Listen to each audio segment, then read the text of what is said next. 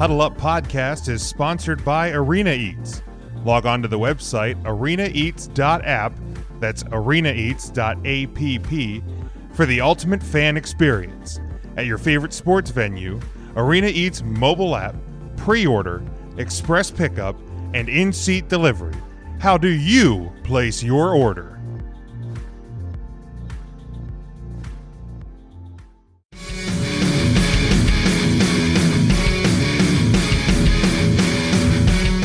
Before we, one other short thing before we get to the games this weekend in college football is I saw that Ryan Day, the head coach of Ohio State, had apologized in the post game for, I guess, scoring a touchdown late, and kind of that it could have been looked at as he was running up the score a bit on Nebraska. And now normally I would be like, yeah, that was kind of a dick thing to do. However, I'm actually going to defend that decision. And if you're a Big Ten team, maybe not Ohio State, because you could probably be safe if you just go undefeated. But if you're Michigan, if you're Wisconsin, if you're Minnesota, Penn State, any of those teams that have to come anywhere from below number 10, if you want to make it to the college football playoff, you're gonna have at least one less game than everybody else. You're gonna have to murder. You're gonna have to score big. So you should not have to apologize for, quote, running up the score. And his starters weren't in the game at that point. So what else are you really supposed to do? Look, if you don't want a team to score on you, stop them. Right. I've had situations where I've watched games and been like, that's running up the score. But they're very few and far between, and I couldn't even tell you what the examples of them are. I just remember there's a couple times I'm like, that seems a little out of hand.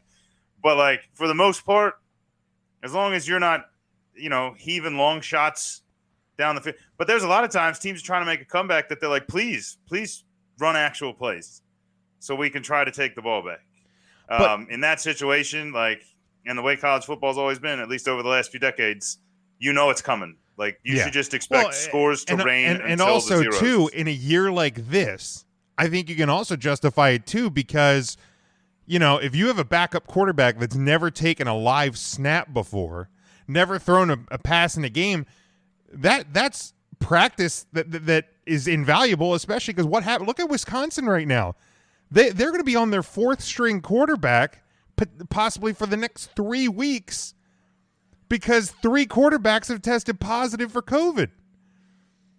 So, and the Big Ten, based on their rules for the season, it's 21 days that you can't of quarantine. So that's 3 games. So that's unreal. That's a lot. That's half your schedule almost. Right. So, those guys, and obviously 3 quarterbacks testing positive is an extreme, but if you're Ohio State, what if Justin Fields tests positive? Now you're with a backup quarterback that maybe has never taken a live snap in a college football game. So, I have no issue with people running up this score right now, especially think of the Joe Kelly meme when people complain about the score being run up. Yeah, I mean it'd be different if starters were in the game, if if you're just out there heaving bombs, but if you don't want somebody to score, stop you. All right, Sean, let's go to the matchups this weekend. We actually have 5. Now there was only one game with 2 teams in the top 25 playing each other, so I pulled some other ones. Looking at the overall from this past weekend, I've made up ground in both the NFL and college football. Yeah, I had an off week. You did, yeah. I go as well as planned. I'm glad I didn't decide to start putting money on things. I was 4-0 in college football this past weekend, so I'm back above 500, 10-9. You went 2-2. So you're 16-3 now overall in college for the year. So the first one I want to look at, I'm bummed. Actually, my wife is bummed that Matt is not with us this week, because Dana was really curious to see what Matt was going to have to say about the Michigan Wolverines, especially if I pulled. Maybe that's why he's not on. He's running scared. I don't blame him either. It's But it is the battle for the Paul Bunyan Trophy. Michigan State, who coming off of their loss to Rutgers first Yikes. Big Ten win. We'll talk about them here in a second. First Big Ten win since 2017. Greg Schiano back there in Rutgers. Look out. Michigan State 0-1 at the number 13 Michigan Wolverines. They're a 25-point home favorite. 53 is the over-under on this one, noon on Fox. I'm going to just keep this thing rolling. I'm going to go Michigan plus. Michigan State is bad. So I'm going to keep the Wolverines rolling. I'm going to go the over.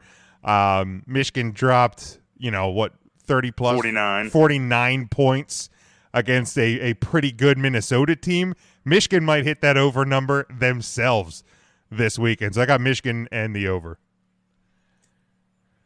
Yeah, I usually try to, even if I'm agreeing with you, talk up the other team somehow and bring up a reason why they're gonna come in here and like make a stand. Maybe it's a Heisman Trophy candidate or a big rivalry game, and I don't think this rivalry is strong enough to help anybody in East Lansing. The good news is it's got to be a bounce back game even if you lose, because a big loss to Michigan's a lot better than any loss to Rutgers. So congratulations on the bounce back ahead of time. Either way, my only fear on the over-under was going to be, can Michigan State score enough points to push it? I'm like you said, I think Michigan has a shot to score just as many on their own. I'm going to take the over. I think we're going to go even on this one. I don't think there's any way it doesn't go Michigan's way with the points, and I'll take the over with you because it's always safer bet than under. Yeah, exactly. Huddle Up Podcast is sponsored by Arena Eats. Log on to the website arenaeats.app, that's arenaeats.app, for the ultimate fan experience. At your favorite sports venue, Arena Eats mobile app, pre-order, express pickup, and in-seat delivery. How do you place your order? All right, then we go number 20, Coastal Carolina. They're 5-0. A 1-point road favorite at Georgia State. 64.5 is the over-under. Georgia State 2-2. This one at noon on ESPNU. I don't know much about either of those teams, but I love Coastal Carolina's colors. I love their teal field, even though they're not playing on the teal field this weekend. So I'm going to go Coastal Carolina, but I'm going to go the under just because I don't know anything about these teams. But I'm going to take Coastal Carolina to cover that mighty one. Yeah, Coastal Carolina sneaking into the top 25. You got to, something good has to have shown somewhere for them to have snuck in there. They did have two.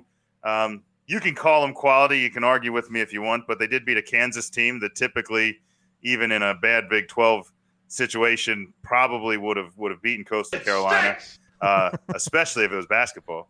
Although Coastal Carolina, Kansas sounds like a beginning of the NCAA tournament game. Sure does. But they beat an Arkansas State team that's like, okay, they're usually there. They're usually beating somebody.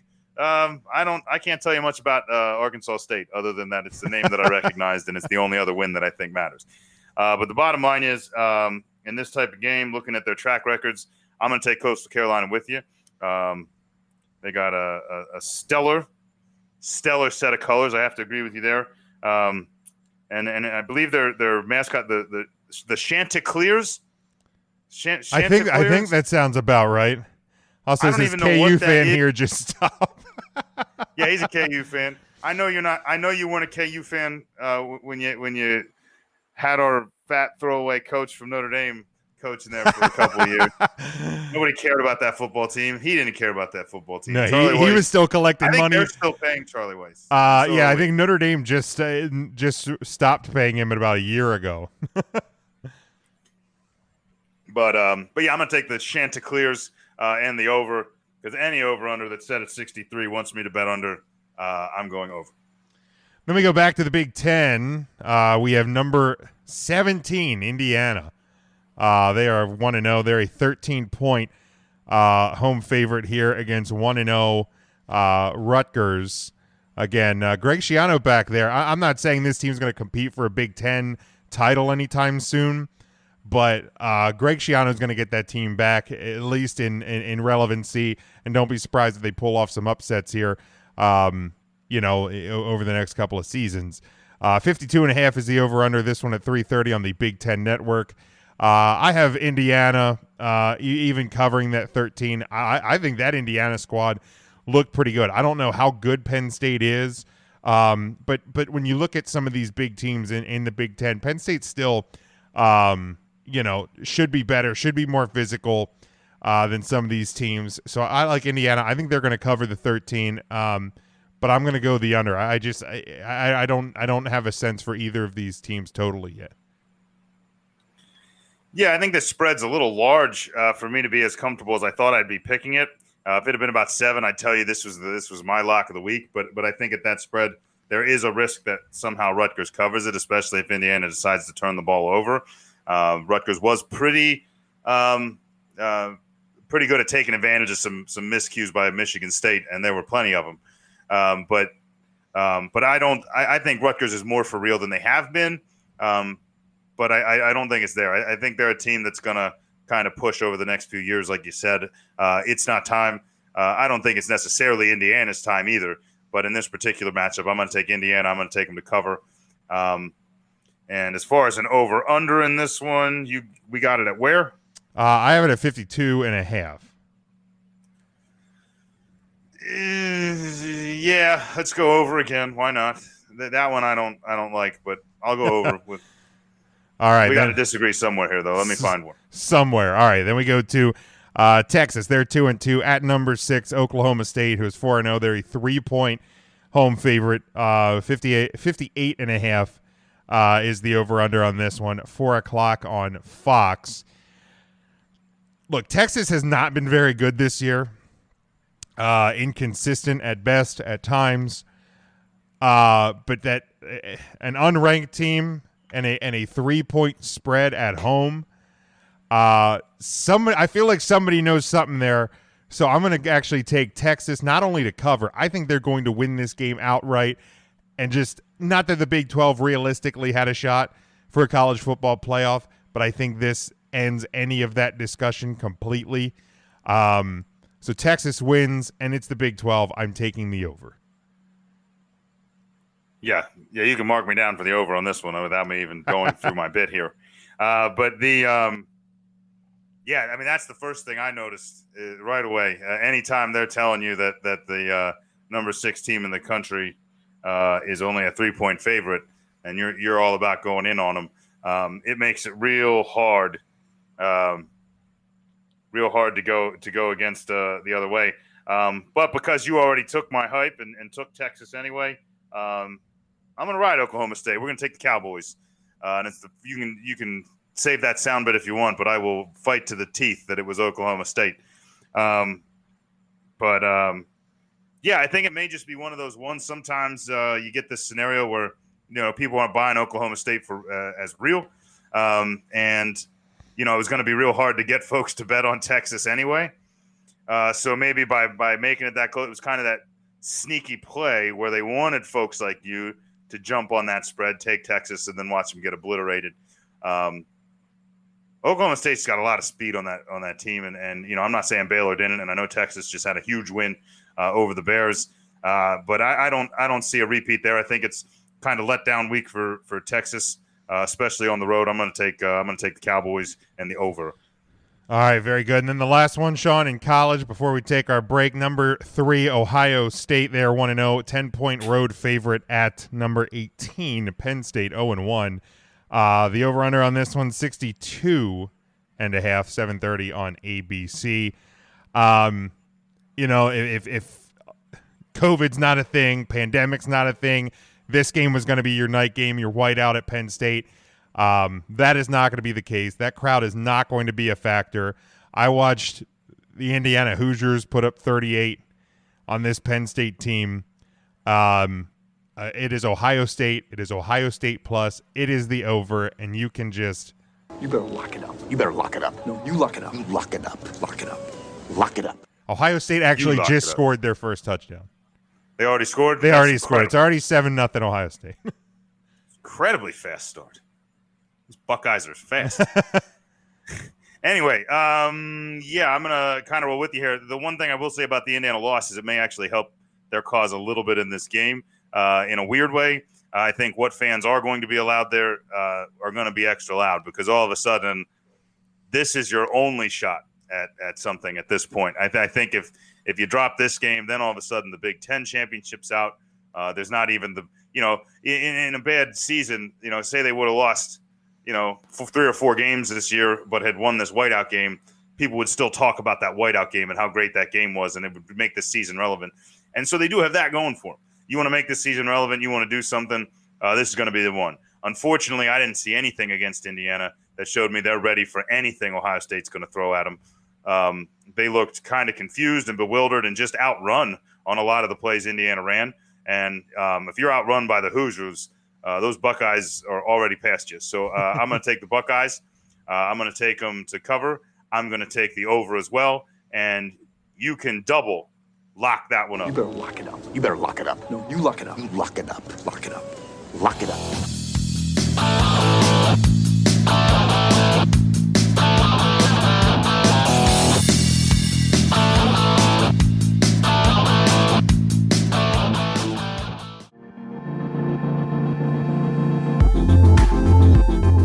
Huddle Up Podcast is sponsored by Arena Eats. Log on to the website arenaeats.app, that's arenaeats.app, for the ultimate fan experience. At your favorite sports venue, Arena Eats mobile app, pre-order, express pickup, and in-seat delivery. How do you place your order?